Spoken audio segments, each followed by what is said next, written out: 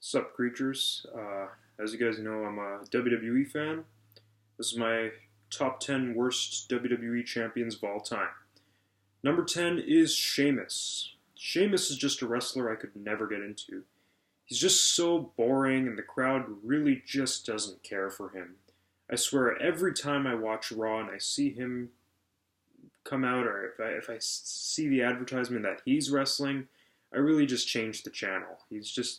He's a guy that's destined to be a mid-carder. Like, nobody cares about him. He's one of the most boring wrestlers I've ever seen. Number 9 is Brock Lesnar. I don't like Brock Lesnar.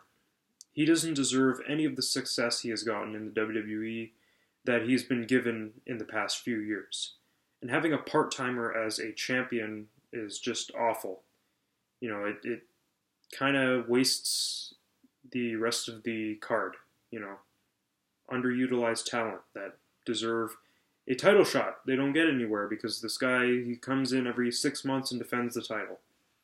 What is everyone fighting for? He doesn't care about the WWE at all. It's a spit in the face to some of the greatest WWE champions of all time. Number 8 is Vince McMahon. Oh.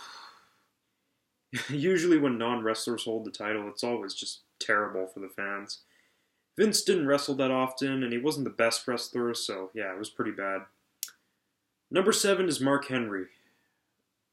Just too boring. Boring on the mic, boring in the ring, boring character, boring champion. That's all I gotta say. Number 6 is Jack Swagger.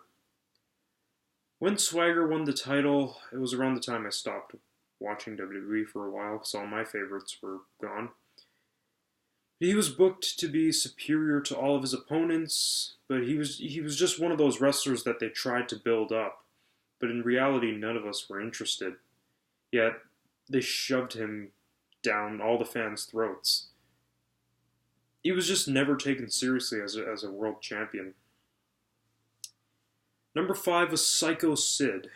Sadly, in the mid-90s, Psycho Sid was viewed as one of the WWF's biggest future stars.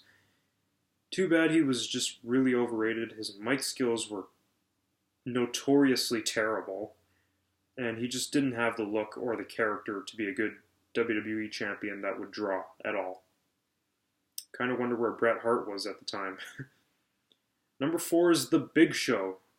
I'm sorry. Does anybody really care about The Big Show? Like, seriously, let's be honest. Has anyone ever really cared about The Big Show? Like, do I even need to say anything about The Big Show? Number 3 is Rey Mysterio. Okay. Rey Mysterio was a really talented wrestler and one of my favorites of the Lucha Libre Association. And I'm not knocking him at all. I'm a big fan of him. It's just when he had that title in 2006, his character never elevated. They didn't really do anything with him, so the title reign was just boring. It's kind of what they do when they give the title to a lot of the mid-carders. You wonder why they get buried. But Ray was far from a mid-carder. You know, he's a legend in the business. Number 2 is the Great Khali. The Great Khali was just terrible as a champion. This guy had one of the most awful title reigns ever. He could barely speak English. He couldn't move properly. His in-ring technique just sucked. He could barely move around the ring at all. The guy could even barely walk to the ring. He won the vacated title in a battle royal and lost it in 2 months. It was just awful. Everyone hated him. And number 1 is The Miz. Overrated, awful, arrogant garbage. I hate The Miz. As a character, as a wrestler, and as a person, I despise him.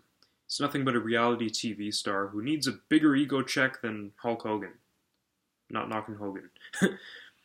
WWE shoved Miz down all of our throats in 2011, even though we tried to resist him, we tried to ignore him, and they just shoved him right down there.